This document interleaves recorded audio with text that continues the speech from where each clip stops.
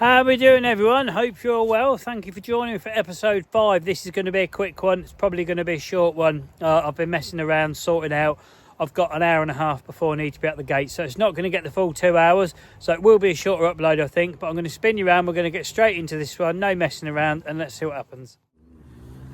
So we're still in the same spot I've done all episode 4 in and part of episode 3. And the rods are still sort of sitting how they were as I left them when I wound them in. That one I have clipped up ready to the far bank without a rig on, so you're not going to see me put it in the reeds this time like last time, because it's clipped up ready to go. Those I've just got to swap them round. We'll show you rod setup because I'm not going to hang around, because I want to get them rods in the water as quick as possible. 18-pound KORDA contour fluorocarbon, length of dark matter tungsten tubing, KORDA run sleeve, 3-ounce swivel distance lead. Ignore that, that's what we've just taken off. Both rods, they're both set exactly the same. This one over here is set the same except for the lead, which is, come back here you bugger, 3-ounce flat swivel pear lead. Like I say, that's clipped, ready to go to the far bank because the sun is beaming on here, on there now. It's not so much on here. So the only difference to this episode to the last one is the sun isn't on here as strong as it was. So whether that makes a difference to what happens, I don't know. But I'm going to get those rigs taken off. I'm going to get the new ones down here that we're going to put on. And we're going to get them out there as quick as possible and see what happens. So the old trick nut bag's out, and this is what we're going to be fishing. Okay, not many people fish stringers this way. So we've got a double bait on the rig, a double bait just down there, a double bait there, and a double bait there. What is important with the stringers is that you leave a very tiny gap in between the baits, because if you don't, the PVA cannot melt. It can't get in. I mean, that one there, that's better. It needs a tiny little gap. And the top one, which I've just unhooked, you slide your double bait through the big loop at the top, and then I'm trying to do it one-handed, which isn't easy, and then hook it over like that. Then the hair can't tangle now, because on the force of the cast it will keep it in position. So double 15mm trick nut with a treble double baited stringer. That's what's going out on all 3 rods. So there's one there. There's another one. Where is it? There's the hook link. There's the other one. I've just got to sort the PVA out on that one. And then the other one is here. That's still tied up nicely. So I'm going to get all them sorted, get them hooked on. Just before I do cast in, a little tip. If you're like me and you like keeping your leads and all that out of the water, and your lines aren't really long enough to lay down and you don't want to get caught up, just sort of like hoop them on like that. You can do it with a lead clip, a running clip. I don't know about helicopter because I don't use helicopter setups, but it just keeps your lead out of the water, especially if you're solid bag fishing. The last thing you want to do is let your lead drop in the water, because then you've got to bloody dry it off. But yes, just a little tip. Anyway, we're going to get that one out first, because if I get that one right, the rest of the vlog's plain sailing. So yeah, let's get it out. Right, let's get that far margin rod sorted now then.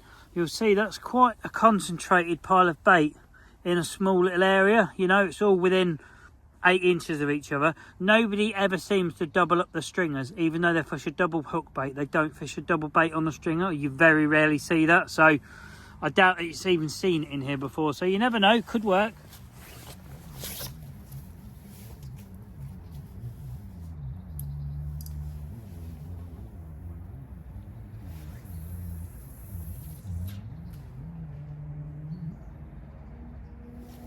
Perfect.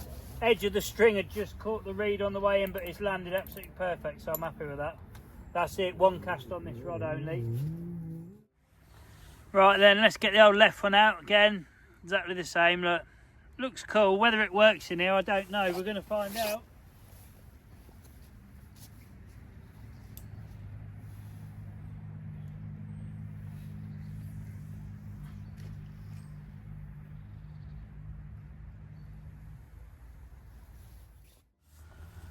And now for the middle one. We're going to put that slightly in a deeper water where we got a bite from last episode.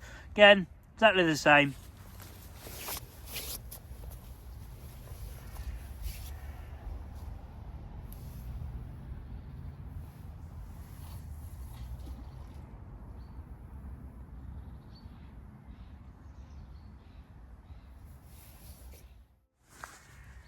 That's it then. Let's see how this one goes. Like I say, I am on limited time. It has got a little bit less than the other ones had.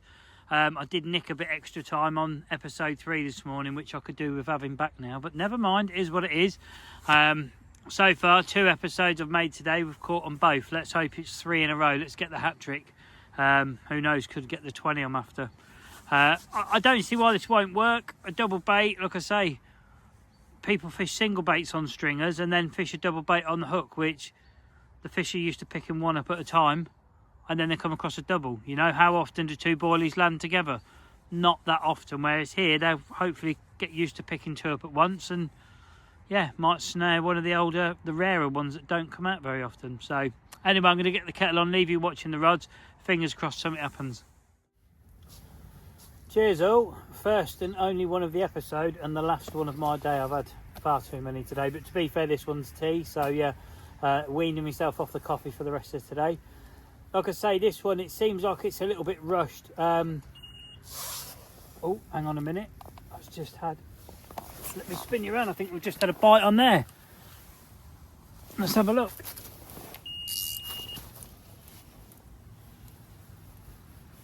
Oh no, we've just been done. Oh no.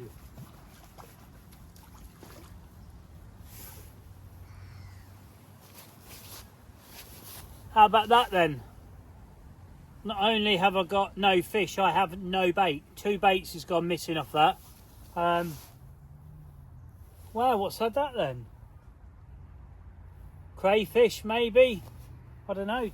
I didn't think the crayfish got right in the edge, but I guess they do because, yeah, little buggers. Never mind. Right, so let's put that one on there for now, and let's spin around and carry on with what we're doing.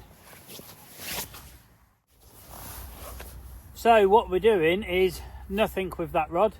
I'm not putting it back out there because there's obviously crayfish over there, and do you know what, that's quite annoyed me really, because they haven't touched the sort of trick nut boilies or the match the hatch kind of stuff that I was aware of, but they clearly do because they've just nicked both my baits.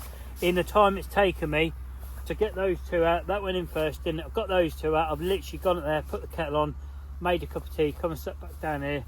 They've just, the line, it pinged out the clip, it was one short little snatch and then the line went slack.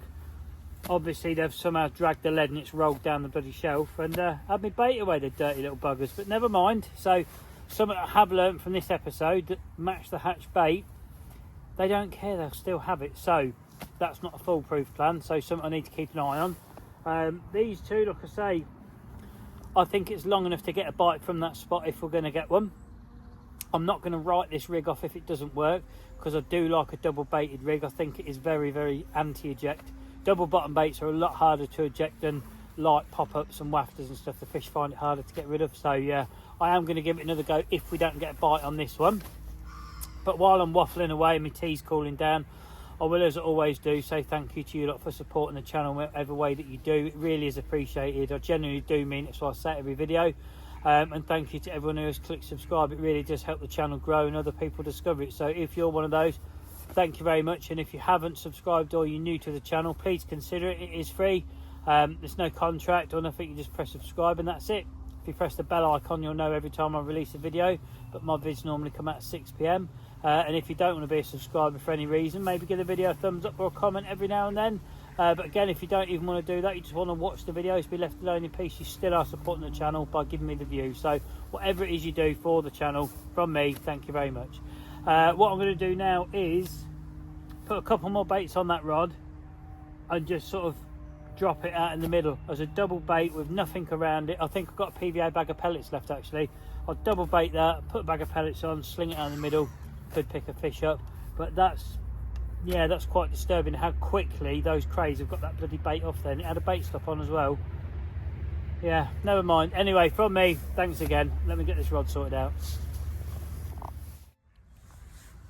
I'll put you watching those 2 rods there whilst I sort this 3rd rod back out. There's every chance we could get a bite on either one of those, so it would be nice. But if we don't, we don't. But I'm going to get that rod sorted now and leave you watching those. Well, you've been watching those and nothing has happened, but something has happened on the other rod. He's only gone and brought the yellow corn back out on the little spinner setup. He's giving it another chance. Let's get it out there.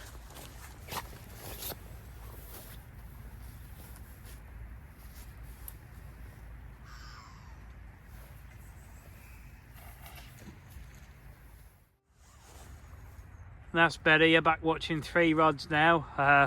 If that right hand one goes, I'll be amazed. But everything happens for a reason, doesn't it? You know, maybe getting crayed within a few minutes of this episode, there's a reason I have done, because I definitely wouldn't have moved it, and I definitely wouldn't have put on what I've just put back on. But I've been lazy and put all my baits packed away, and I packed everything away ready. Didn't expect to have to recast. What can I use that's quick and easy?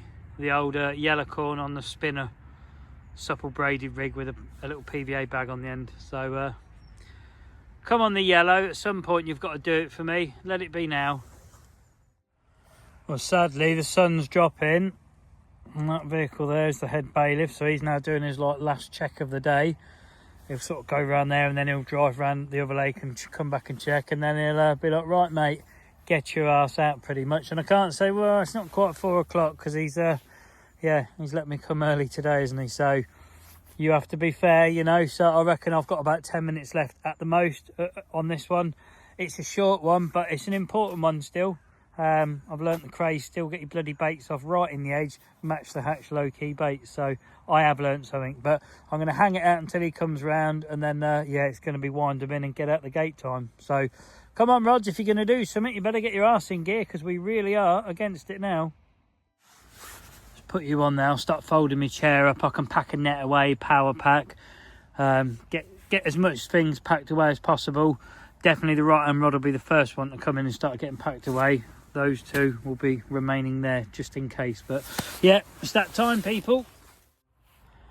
That's it, we're down to the last rod that's got to come in. Frank's just gone up there to turn his vehicle around. I said, mate, I'll be out the gate before you get back. So I'll better spin round, do an outro and get my ass out of here. So it's a quick outro because I'm against the clock now to get out, because yeah, I don't want to take the mick. But sorry it's a short one, sorry there's no fish, but I have learned something. The crays are a problem, even in the edge we've matched the hatch. So until next time, don't forget the old thumbs up, subscribe and all that business. Hopefully you'll join me for episode 6, which will probably be a good week or so at least before I get back out. So after seeing this, you'll be at least a week before there's a video of anything anywhere. So until next time, folks, thanks for watching. Wrap up warm if you're going out yourselves, because it's going to be cold. Be lucky, and I'll see you on the next one.